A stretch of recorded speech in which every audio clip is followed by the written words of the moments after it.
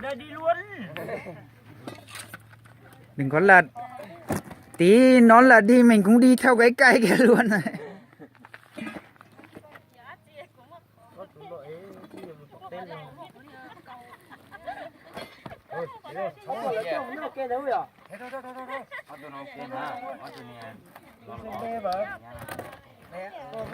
Chèn bánh đây nữa.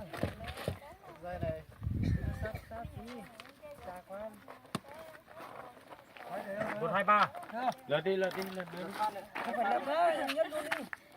Sát đây, thế lật dễ. Nhấc luôn thôi. Đừng vứt cái của mình đi. Lật đi một cái đầu nhỏ nhấc đi. Ai mà nhấc đi. Vàng luôn đây. Vứt đi, vâng qua nhá. Nhấc đơn luôn đi. Cái này. Đi. Nào. Phải.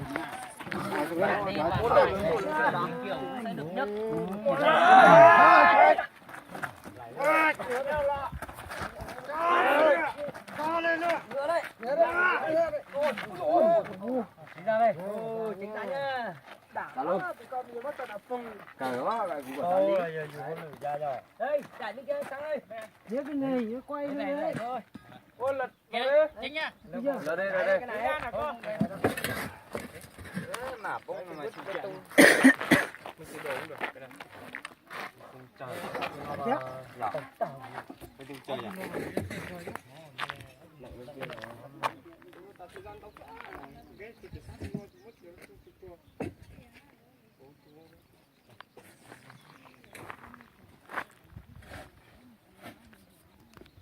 Đi nữa. Ôi ghê. 3 cây à? Cây này nữa. Một sáng còn đóng tàu lợi đi từ đó. Đánh xe vào đây. Đâu xe đây nó này. Cái là cái gì đây? Làm buổi này con xuân đậu bự con mà bếp cua mình trắng.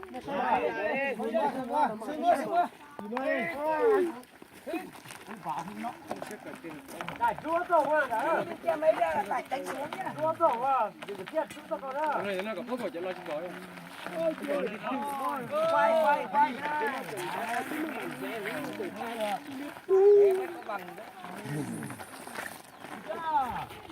Anh làm sao đi làm không phải bảo người ta đâu làm được cái lố mới chở cái cột này, lố nào cột có bỏ nhá. Nào. Phá đấy, đông người vào đấy. Ôi giời này.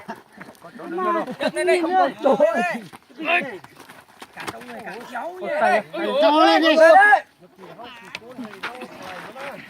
Đông người cả cháu. Ui. Cái này đi.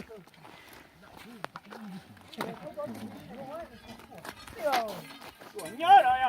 Nó là chỉ mua được vô vào. Ý là mà lấy to này uống đã thích con ta nó ý là.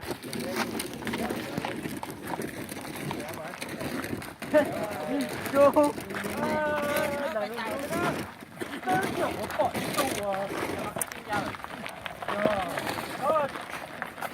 Mình đi rồi cái nào.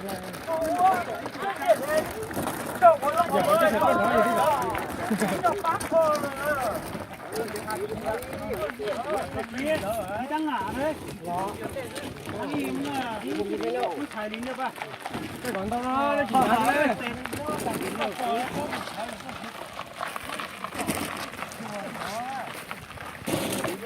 Chưa đi mà còn nó có chuyện đâu có thế chuyện. Dòng tao bớt tao.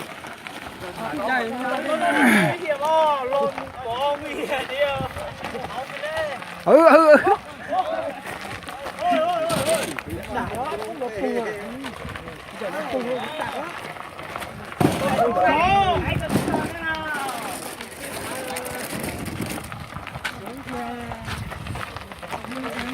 Tại giờ đến chơi lo sáu mà cây kia hỏi là.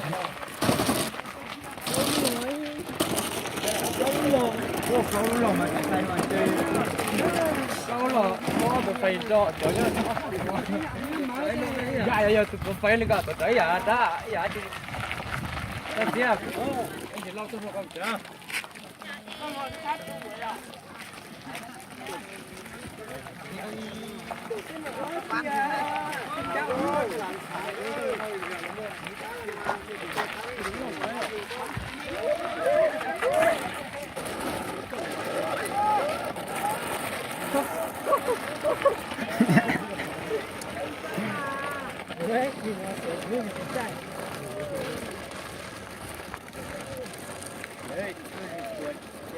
Chàng.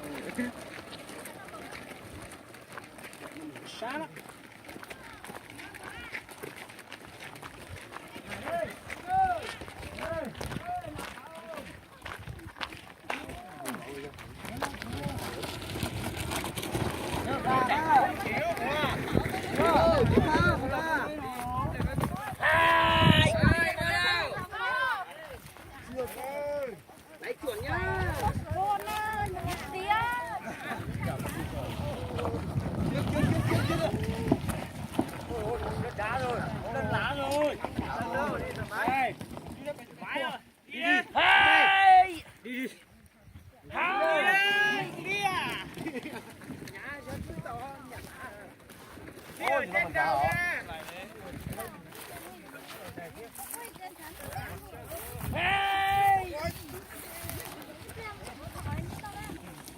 Tôi sắp có luyện rồi.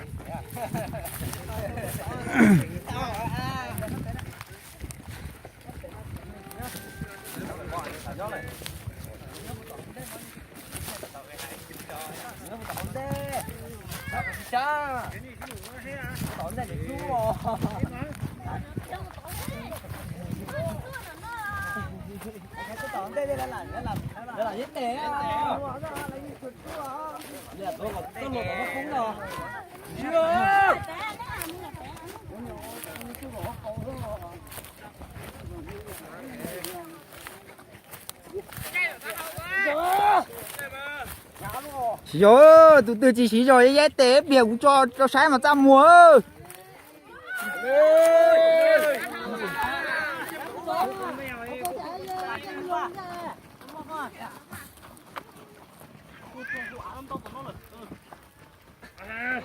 Ôi, ôi.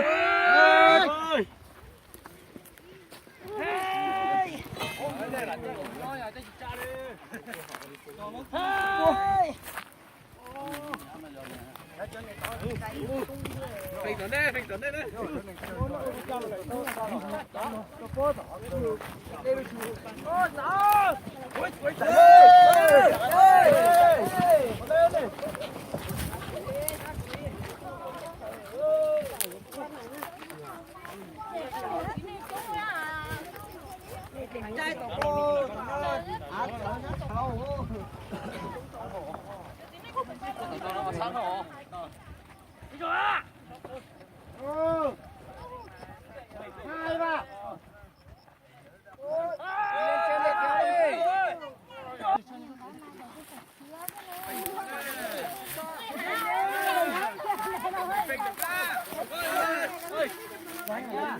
Phình là coi nhá.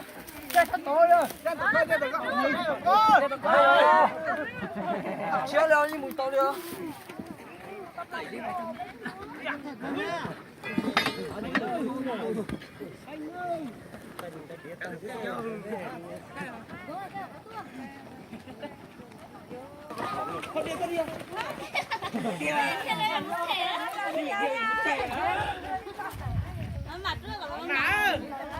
Lại chuột nhá, cười nhá.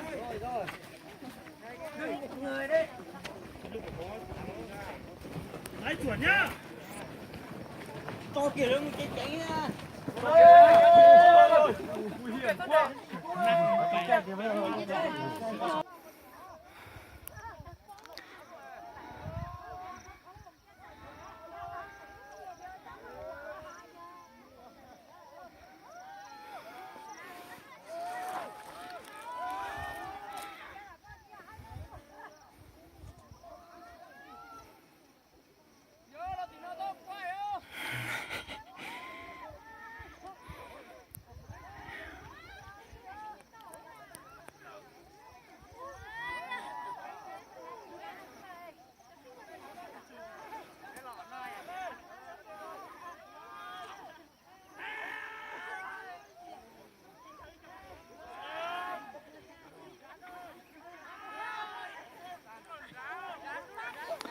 Cảnh kéo điện về bản không đơn giản tí nào các bạn ạ.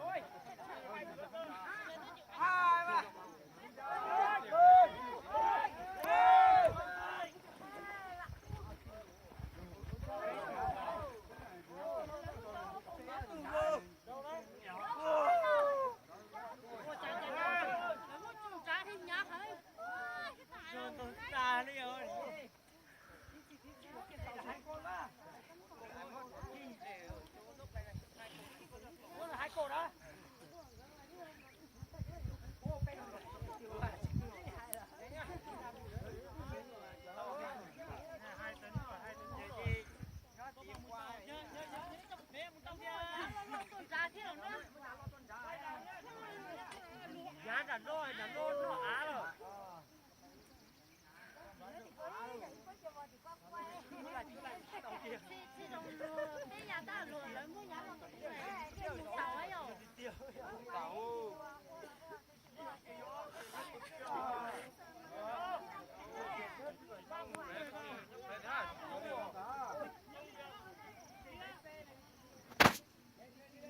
Chắc phải nó lo đó không dừa nữa cha đe hành nữa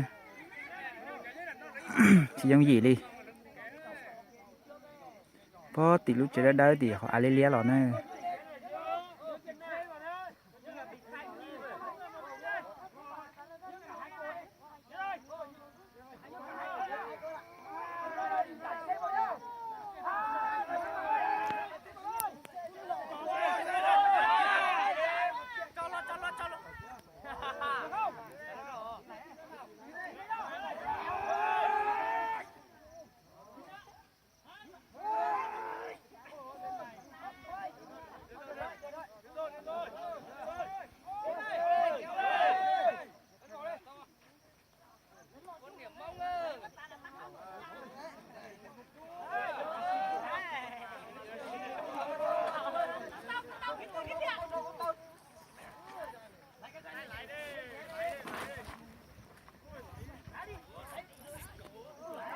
rồi sai nữa chăn tụi nhìn vậy to nó chỉ không gì đi nè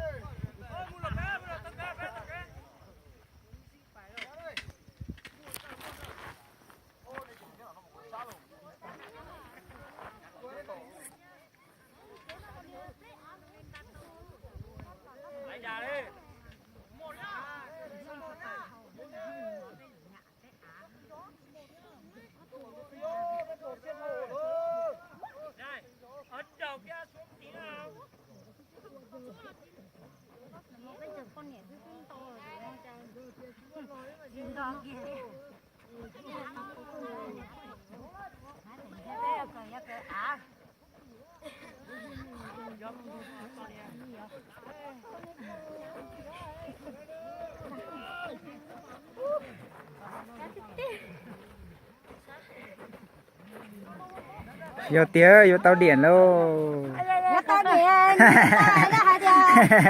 còn có thầy nhiên này nói chia với tàu hư với chị thầy nhiên với u thấy xong mặt thế rồi thấy xong mặt thế này cái bia của mà đi quay này hay không mà làm cho lại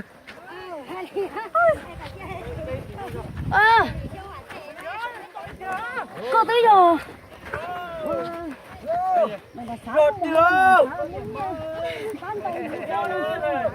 không có nhà cậu nó lá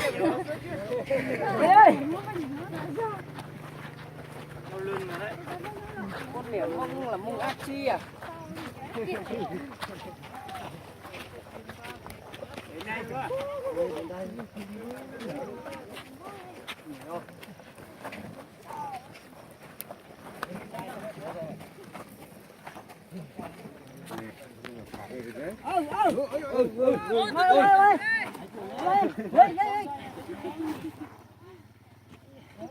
thoải mái đâu không chuột à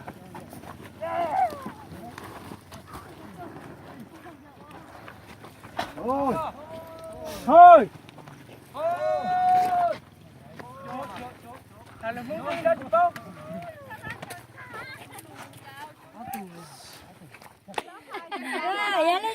còn lỡ thao oli bé hai năm mà hay chán à còn cha lụy xong rồi là bé tới xong cho lụy xong là bé mà thấy nha lại này vâng lụy xong cho bé mà thấy nha này nó thâu trôi đi mà đây những người ở bản tao ý xong đâu rồi ý của bà con là mong nhà nước sau khi hoàn thành thì sẽ cho bà con sử dụng 1 năm miễn phí. Đề nghị các bạn cùng xem nhá. Cảnh đi làm điện không hề dễ dàng tí nào. lấy mất thu cho đấy để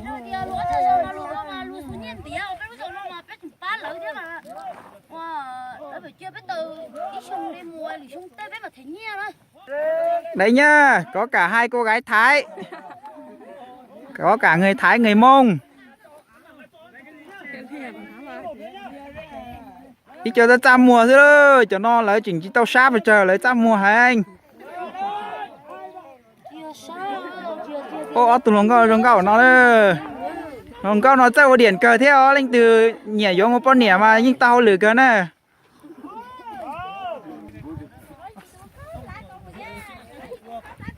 Một điển nó ra xa là nó phỏng vấn nhà nó trưởng bản gì? Nhà nó. Ôi nút điển ta nó hãy trả đâu vào tới chờ bao. Thì ta nó mà. Lúc nó đại diện cho được pay rồi nó cũng mua dự án lấy tua ua điện tụ pe thế vì giờ tết chờ thế để tết pe sẽ được công chiếc cùng chịu ua pe đây rồi cũng phá tổ hậu tết chờ lấy cho công ty thế rồi giờ lại đuổi thi công pe của pa là tàu plau nút đồ nút nọ là mà cô ta để tết pe sẽ ta giòn tàu thế cho cái tí chờ được nữa mà hay đi nọ chứ chứ mua đã chỉ thế chụp bao thì hay nọ chứ. Vâng, anh trưởng bản nói là với tinh thần là nhà nước và nhân dân cùng làm thì anh và cùng toàn thể bà con trong bản đã giúp anh em thợ điện làm được 4 ngày rồi.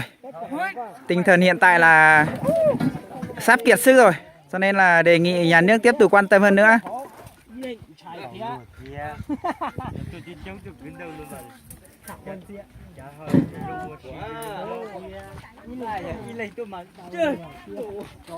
Vâng, clip của mình sẽ kết thúc tại đây nhé.